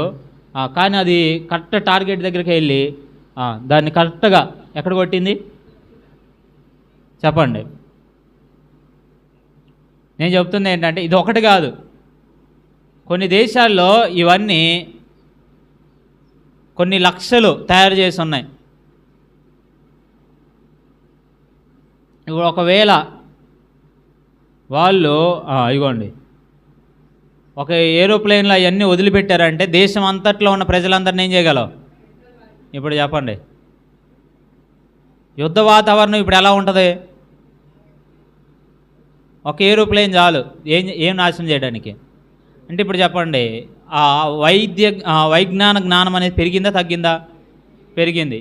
ఇది యుద్ధాల గురించి చెప్పాను. ఇదేమో ఇది వైద్యాన్ని గురించి. ఒక సిటీ ఉంది, 34 కిలోమీటర్ల ఆ పట్టణం అంతా కేవలం రోబోట్లతోనే వైద్యం అంతా జరిగిపోద్ది. ఆర్థిక వ్యవస్థ అక్కడే నిర్ణయించబడబోతుంది, రాజకీయ వ్యవస్థ అక్కడే నిర్ణయించబడబోతుంది, వైద్య వ్యవస్థ కూడా. అదొక గోడలా కనపడిద్ది అంతే, లోపల ఇలా ఉంటుంది. మనకి ఇలా చూస్తే కూడా అర్థం కాకపోవచ్చేమో అనుకుంటా నేను. ఆ బ్లాక్స్ అన్నీ అలా ఉంటాయి, ఒక్కొక్కటి ఒక్కొక్క దానికి సంబంధించింది. ఇప్పుడు ఆ పట్టణం వాస్తవంగా కడుతున్నారు కూడా, అంతే కడుతున్నారు చాలా వరకు. ఒక వైపు నుండి ఇంకో వైపు ప్రయాణం చేస్తానికి ఒక 20 నిమిషాలు మొత్తం తిరిగి రావచ్చు. ప్రపంచంలో ఉన్న ఎక్కడి నుండి అయినా చాలా త్వరగా అక్కడికి వెళ్ళొచ్చు. అలాంటి పట్టణాలన్నీ కట్టబడుతున్నాయి. వీటన్నిటిని బట్టి నేను ఒక మాట చెబుతున్నాను, చెప్పండి. చూడండి, ఇప్పుడు దాకా ఎత్తైనవి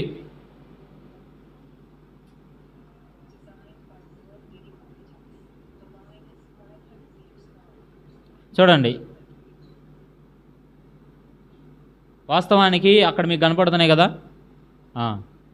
ఇప్పుడు అవి మనకు తెలుసు. ప్రపంచంలో ఎత్తైన కట్టడాలు ఆ రెండు, దానికంటే ఎత్తైన కట్టడం ఇప్పుడు కట్టబడుతుంది. అంటే ఇదంతా మనిషి యొక్క జ్ఞానాన్ని చూపించడానికి. ఇప్పుడు నేనేమంటానంటే, శ్రమల కాలంలో 7 ఏళ్ళ శ్రమల కాలంలో ఏం జరగబోతుందంటే, ఒక ప్రాంతం నుండి ఒక బబులోను అనే విధానము, రాజకీయము, రెండోది మతపరమైన విధానం లెగవబోతుంది 7 ఏళ్ళ శ్రమల కాలంలో. కరెక్ట్గా ఇది ఆ బబులోను ప్రాంతంలోనే కట్టబడుతుంది. అంటే ఇప్పుడు చెప్పండి, ఇది కూడా పూర్తవుతుంది అంటే ఒక మాట చెప్పండి. ఇప్పుడు 7 ఏళ్ళ శ్రమల కాలం రాబోతుంది. కానీ 7 ఏళ్ళ శ్రమల కాలం రావడానికి ఎవరు అడ్డు చెప్పండి? సంఘము 7 ఏళ్ళ శ్రమల కాలంలో ఉండదు. కాబట్టి సంఘము ఎత్తబడితేనే 7 ఏళ్ళ శ్రమల కాలం ప్రారంభమవుతుంది. దేవాలయమే కాదు, ఈ విషయాలన్నీ మాత్రమే కాదు, మనం వీటన్నిటిని చూసినప్పుడు ఒకటి అర్థం చేసుకోవాలి, ప్రభువు రాకడ చాలా దగ్గరగా ఉంది. సంఘం ఎత్తబడబోతుంది. మనతో పాటు మన కుటుంబాలు ఇంక ప్రభువుని నమ్మిన వాళ్ళు ఉంటే ఏం చేయాలి? వారికి సువార్త చెప్పండి. అయ్యా, యేసు ప్రభువుని నమ్మకపోతే, పాపంలో నుండి మరణిస్తే ఆయనతో పాటు ఉండడానికి కుదరదు. ఆయన రాకడ దగ్గరగా ఉన్న సూచనలు చాలా కనపడుతున్నాయి. కాబట్టి యేసు ప్రభువుని నమ్ము అని వాళ్ళకి చెప్పాలి. అంతేకాదు, వారి కొరకు మీరేం చేయాలి? ప్రార్థన చేయాలి. కాబట్టి ఈ బాధ్యత మీ మీద ఉంది, ఇది మీరు మర్చిపోకండి. మనందరి మీద ఈ బాధ్యత ఉందా లేదా? ఉంది. ఇప్పుడు యేసు ప్రభు వచ్చాడంటే మనం అందరం ఏమవుతాం? ఎత్తబడతాం. ఎత్తబడిన తర్వాత ఏమైంది? మనమందరము క్రీస్తు న్యాయపీఠం ఎదుట నిలబడాలి. ఎక్కడ నిలబడాలి? క్రీస్తు న్యాయపీఠం మీద నిలబడాలి. అక్కడ మన పని ఏమైందంటే పరీక్షించబడుతుంది. వాక్యంలో ఇలా రాయబడింది, అవి మంచివైనను సరే, చెడ్డవైనను సరే, ప్రతిదీ ఏం చేస్తాడు దేవుడు? పరీక్షించబోతున్నాడు. దాన్ని కొరింథీ మొదటి పత్రిక 3వ అధ్యాయంలో ఇలా రాశాడు. దేంతో పరీక్షిస్తాడంటే అగ్నితో. చెప్పండి, అగ్నితో. 2 రకాల పరిచర్యలు ఉంటాయి. ఒకటి ఏంటంటే కర్ర, గెడ్డి, కొయ్యకాలు. రెండోది ఏంటంటే బంగారము, వెండి, వెలగలరాలు. ఇప్పుడు మిమ్మల్ని ఒక మాట అడగనా? ఒకే ₹1,00,000 పెట్టి బంగారం, వెండి, వెలగలరాలు కొనండి. రెండోది కర్ర, గెడ్డి బాములు కొనండి. ఎన్ని వస్తాయి?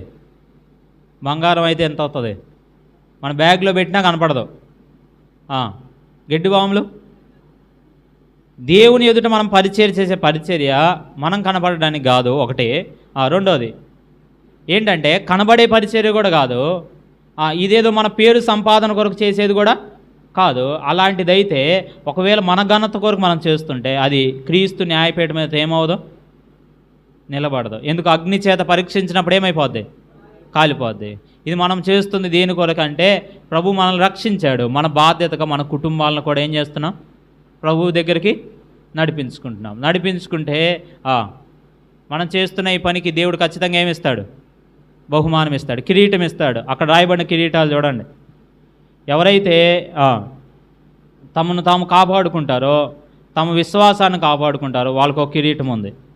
అర్థమవుతుందా? అక్కడ చాలా కిరీటాలు ఉన్నాయి, పైన చూడండి. ఇంకా కొంతమందికి ఎవరైతే తమ విశ్వాసాలు కాపాడుకుంటారో వారందరికీ కిరీటం ఉంది. శోధనలు వస్తాయా రావు? మనందరికీ మన శోధనలు మనం సహిస్తున్నప్పుడు మనకేముంది? కిరీటం ఉంది. యాకోబు పత్రికలో చెప్పాడు. ఇంకా కొంతమందిని మనం ప్రభువు దగ్గరికి నడిపిస్తే మనకేముంది? కిరీటం ఉంది. మన విశ్వాసాన్ని మనం కాపాడుకుంటే ఏముంది? కిరీటం ఉంది. మన హృదయంలో ఉన్న ఈ పోరాటాలన్నిటినీ జాగ్రత్తగా మనము సరిచేసుకుంటూ కాపాడుకుంటే మనకేముంది? కిరీటం ఉంది. వాస్తవంగా అక్కడ రాయబడిన కిరీటాలు మీకు కనపడట్లేదేమో. ఒకటేంటి? వాడబారని కిరీటం, మన హృదయాంతరంగాలను కాపాడుకుంటున్నాం. ఆ తర్వాత నీతి కిరీటం, విశ్వాసాన్ని కాపాడుకుంటాం. జీవ కిరీటం, శోధనను సహిస్తే మహిమ కిరీటం, సంఘంలో ఉన్నవారిని మనము వాక్యములోకి నడిపించి వారిని పోషిస్తే ఏముంది చెప్పండి? మహిమ కిరీటం ఉంది. అతిశయ కిరీటం, దేవుని కొరకు ఆత్మలు సంపాదిస్తే మనకేముంది? అంటే ఇప్పుడు దేవుని ఎదుట మనకేమున్నాయి చెప్పండి? కిరీటాలు ఉన్నాయి. ఒకవేళ మనము అలా ముందుకు కొనసాగకపోతే ఇలానే సోమరితనంలో కుటుంబాన్ని పట్టించుకోకుండా మన చుట్టుప్రక్కల ఉన్న వారిని పట్టించుకోకుండా సరైన విధానం లేకుండా నడిస్తే ఆ క్రీస్తు న్యాయపీఠ మనం అందరం ఏమవ్వాలి? సిగ్గుపడాల్సిన అవసరం వస్తుంది. అలా ఉండకూడదు. మనం అందరము ఎవరి కొరకు సిద్ధపడదాం? మనం ప్రభు యొక్క రాకడ కొరకు సిద్ధపడుతూ ప్రభు మీద ఆనుకుంటూ ముందు కొనసాగాలి. ఇదే మన హెచ్చరిక. సంఘానికి హెచ్చరిక ఏంటి చెప్పండి? ఇదిగో నేను త్వరగా వచ్చుచున్నాను అన్నాడు. ఇంకొక చోట ఇలా రాశాడు, ఎవడును మీ కిరీటములను మీ బహుమానాన్ని దొంగలించకుండా అపహరించకుండా జాగ్రత్త పడండి అన్నాడు. కాబట్టి ఎవరు కూడా మన కిరీటాలు దొంగలించకూడదంటే మనం ప్రభు మీద ఆనుకొని మాత్రమే ఏం చేయాలి? పని చేయాలి. ఎవరు కూడా మనము ప్రభువుతో వెళ్తున్న విధానాన్ని ఆపకూడదు. ఆపడానికి ప్రయత్నం చేసినా మనం ఏం చేయకూడదు? ఆగకూడదు. ప్రభు మీద ఆనుకొని వెళ్ళాలి. మీకు చివరికి ఒక మాట చెప్తున్నాను. మన ప్రభు ఎంత నమ్మదగిన వాడంటే మన బలహీనతల్లో పడి మళ్ళా ఆయన వైపు చూస్తున్నా మనకేం చేస్తాడు? సహాయం చేయగలడు, బలపరచగలడు, మనల్ని నడిపించగలడు. ఏమంటున్నానంటే ఇలాంటి ప్రభు మనకున్నాడు కాబట్టి ప్రతిదినం ప్రతిరోజు ప్రార్థన చేయండి, ప్రభువుని అడగండి, ప్రభుతో మాట్లాడండి, వాక్యం చదవండి, ప్రభు మీద ఇంకా అనుకోండి, ప్రభు కోసం ముందు కొనసాగండి. ఒకరోజు ఏమంటాడు? బల నమ్మకమైన మంచి దోసరాలు అంటాడంట. అలా అంటాడు. కాబట్టి అలాగ మనం ఉండినట్లు ప్రభువే మనందరికీ సహాయం చేయనుగాక. ఆమేన్.